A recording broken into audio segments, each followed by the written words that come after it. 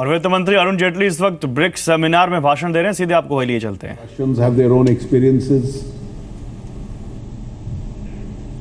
China itself demonstrated to the world that with a concentrated growth, how the whole country and its economy could be transformed within 3 decades. Brazil was a major economic emerging powerhouse. Today has its own challenges because of the current trends in the global economy.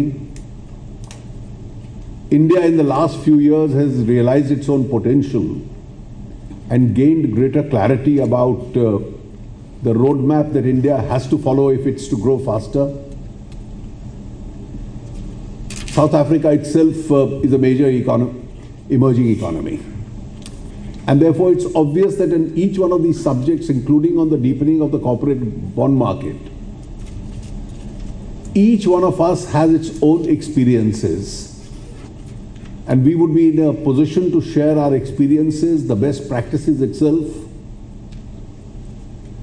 Since each one of us has large requirements of money and capital. If you look at the experience in India itself,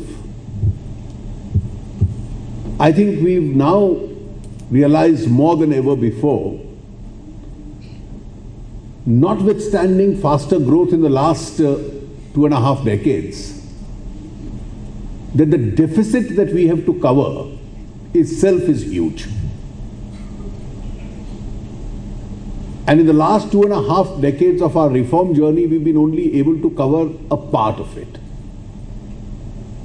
And therefore, the endeavor of each one of our steps is aimed in the direction of attracting bigger investment, generating more economic activity, needing more investment, more capital, and resources will come from where the resources are available.